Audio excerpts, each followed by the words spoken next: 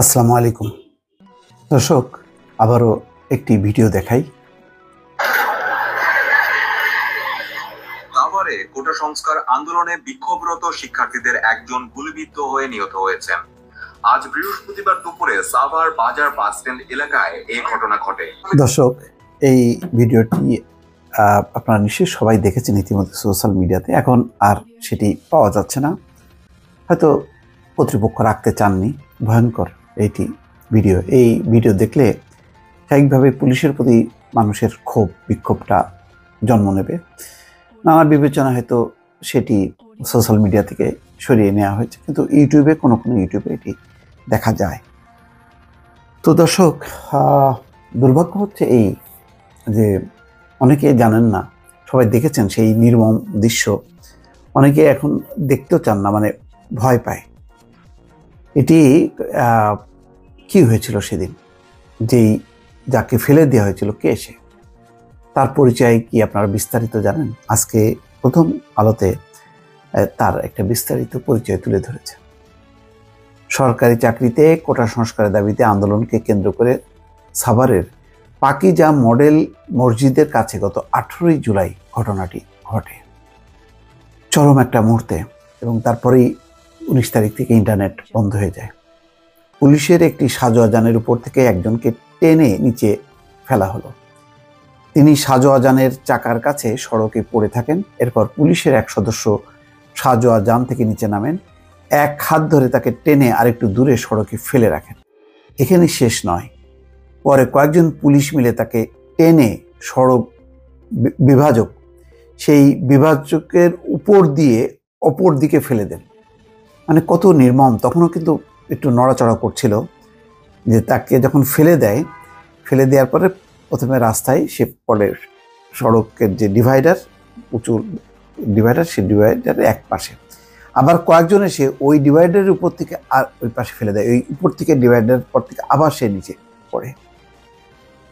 অনেক নির্মম। আজকে অনেকেই মানে দুঃখ করেন যে পুলিশের উপর ক্ষোভ কেন। পুলিশের উপর ক্ষোভ হচ্ছে এই কারণে, কোনো জায়গায় এত বেশি সহিংস ছিল পুলিশ যে তারা সীমাহীন বাড়াবাড়ি করেছে।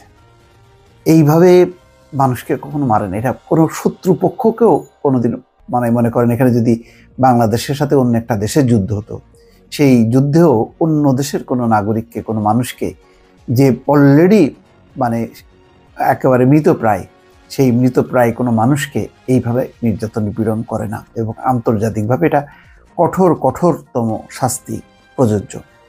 জানি না এগুলোর ভবিষ্যৎ কি হবে। সরকারি চাকরিতে কোটা সংস্কারের দাবিতে আন্দোলনকে কেন্দ্র করে সাভারের পাকিজা মডেল মসজিদের কাছে গত 18 জুলাই ঘটে। যাকে ফেলে দেওয়া হয়, কে সে? তার নাম হচ্ছে শাইখ আসহাবুল ইয়ামিন। তিনি রাজধানীর মিরপুরের military institute of science and টেকনোলজির MIST কম্পিউটার বিজ্ঞান ও প্রকৌশল বিভাগের 4র্থ বর্ষের শিক্ষার্থী ছিলেন। থাকতেন MISTর ওসমানী হলে। দুঃখজনক। আর কয়েকদিন পরেই সে সেখান থেকে প্রকৌশল এই বিজ্ঞান বিভাগ থেকে সে বের হয়ে আসতো, ভালো একটা জব করত, সংসারে তার বাবা মার আশা পূরণ হতো, হাসি ফোটাতো। বাসা সাভারের ব্যাংক টাউন আবাসিক এলাকায়। তার পরিবারের সদস্য ও বন্ধুরা ইয়ামিন নামেই তাকে ডাকত। কত চমৎকার তার চেহারাটা দর্শক, মিষ্টি একটা সোজা সরল চাহনি। মঙ্গলবার সাভারের ব্যাংক টাউন আবাসিক এলাকায় বাসায় কথা হয় ইয়ামিনের বাবা মোহাম্মদ মহিউদ্দিনের সঙ্গে। তিনি বলেন, একজন জীবন্ত মানুষকে এভাবে কোনো মানুষ ফেলে দিতে পারে না। আমি কারো কাছে বিচার চাই না, জিডি করিনি, ছেলের লাশের পোস্টমর্টেম করাইনি, শুধু আল্লাহর কাছে বিচার চেয়েছি। সবাই দোয়া করবেন আমরা যেন ধৈর্য ধরতে পারি। ইয়ামিনকে এভাবে ফেলে দেওয়ার ভিডিও তখনই সামাজিক যোগাযোগ মাধ্যম ফেসবুকে ছড়িয়ে পড়ে। মহিউদ্দিন ভিডিওটি দেখেন ঘটনা দুদিন পরে। অবশ্য বর্তমানে ফেসবুকে ভিডিওটি দেখা যাচ্ছে না, তবে অনেকে ভিডিওটি ডাউনলোড করে রেখেছেন। মহিউদ্দিন বলেন, তার ছেলে ইয়ামিন মারা যাওয়ার পর তাকে নিয়ে ফেসবুকে এক একজন এক এক রকম মন গড়া কথা বলছেন। তিনি চান তার ছেলে সম্পর্কে সবাই সঠিক তথ্য জানুক। কি তথ্য? ইয়ামিনের জন্ম 2001 সালের 12ই ডিসেম্বর। কত ছোট্ট একটা ছেলে। হ্যাঁ, তিনি Savar cantonment school and college থেকে এসএসসি ও এইচএসসি পাশ করেন।